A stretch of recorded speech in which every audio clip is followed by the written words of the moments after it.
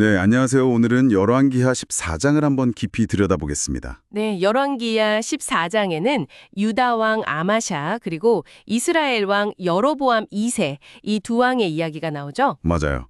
이 두 왕의 통치가 상당히 좀 대조적이잖아요.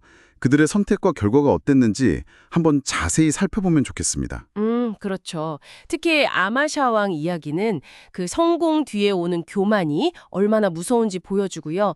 또 여로보암 2세는 악한 왕인데도 하나님이 그를 통해 일하시는 약간은 좀 독특한 방식 그런 걸 엿볼 수 있습니다. 네, 아마 여러분의 삶이나 신앙에도 이렇게 피초볼 만한 지점들이 있을 것 같아요. 네, 분명히 있을 겁니다. 그럼 먼저 유다 왕 아마샤 이야기부터 시작해 볼까요? 25세의 왕이 돼서 29년간 다스렸다고 나오네요. 네, 성경은 그가 여호와 보시기에 정직하게 행했다고 평가하는데요. 네, 단서가 붙죠. 아, 그 조상 다윗과는 같지 않았다. 그렇죠. 그리고 아버지 요아스처럼 산당 제사를 완전히 뿌리 뽑지는 못했어요.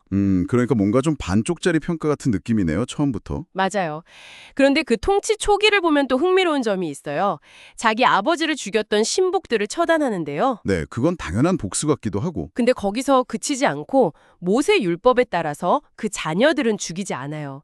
당시에는 연좌제가 흔했을 텐데도 말이죠. 아, 율법을 지키려고 노력한 모습이군요. 네, 그런 공의로운 면모를 보여주죠. 초반에는. 그러다가 이제 에돔과의 전쟁에서 아주 큰 승리를 거두잖아요. 소금 골짜기에서 10,000명이나 죽이고 셀라라는 요새까지 점령하고요. 네, 맞습니다. 이게 아마샤 통치에 있어서 굉장히 큰 업적인데 그런데 이 큰 성공이 오히려 독이 된 걸까요? 갑자기 분위기가 확 바뀌는 것 같아요. 바로 그겁니다. 이 에돔 정벌 후에 아마샤가 뭐랄까 교만해진 거죠. 스스로를 너무 과신하게 돼요. 그래서 느닷없이 북이스라엘 왕 요아스에게 서로 대면하자, 싸우자고 도발을 하는 거죠. 네, 맞아요. 갑자기요. 그러니까 이스라엘 왕 요아스가 얼마나 어이가 없었겠어요. 그렇죠. 비유를 들어서 막 경고하잖아요. 네, 레바논의 가시나무가 백향목한테 딴을 달라고 했다가 지나가던 들짐승에게 밟혀 죽었다는 비유. 하하, 정말 신랄하네요. 내 분수를 알라는 거죠. 그렇죠. 네 작은 승리에 취해서 까불지 말고 그냥 집에 가 있어라. 왜 화를 자초하냐. 이렇게 경고를 하는데 아마샤가 듣지를 않죠. 네, 듣지 않습니다. 결국 벳세메스에서 전투가 벌어지는데 유다가 완전히 대패합니다. 아, 아마샤는 포로로 잡히고요.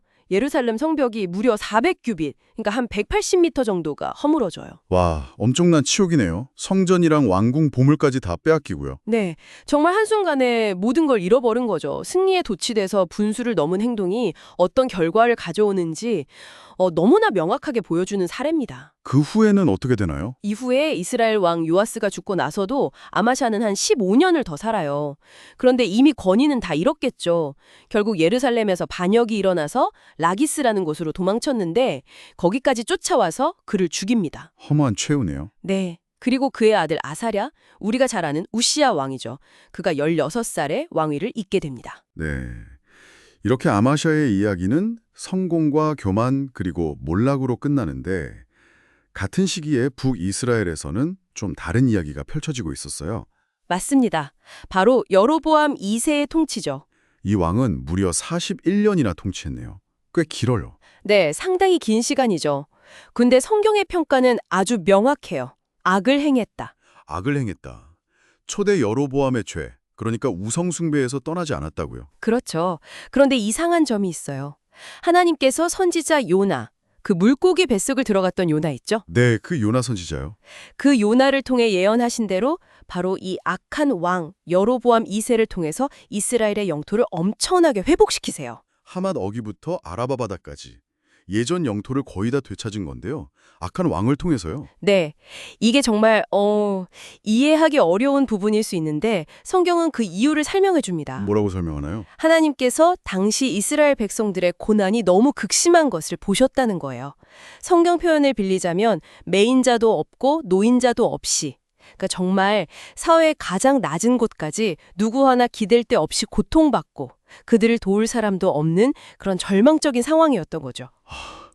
백성들의 고통이 너무 컸군요. 네, 그래서 하나님께서 이스라엘을 완전히 없애버릴 뜻은 없으셨기 때문에 그들의 고통을 외면하지 않으시고 비록 악한 왕이지만 여로보암 2세의 손을 빌어서라도 그들을 구원하시고 일시적인 회복과 번용을 주신 겁니다.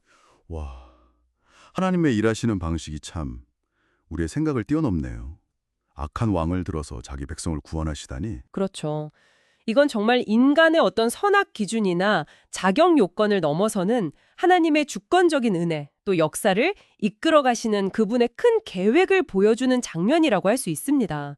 때로는 이렇게 우리가 이해하기 어려운 방식으로도 일하신다는 거죠. 네, 오늘 열왕기하 14장을 통해서 정말 극명하게 대조되는 두 왕의 이야기를 살펴봤습니다.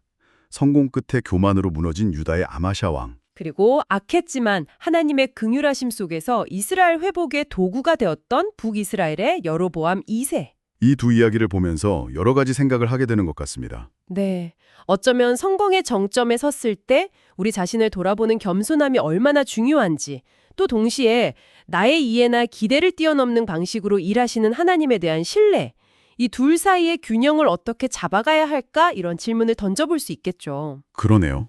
여러분의 삶 속에서 혹시 설명하기 어려운 은혜나 아니면 예기치 못한 성공 혹은 또 실패의 경험들이 있다면 오늘 이 이야기들에 비추어 다시 한번 생각해 보시는 것도 좋지 않을까요?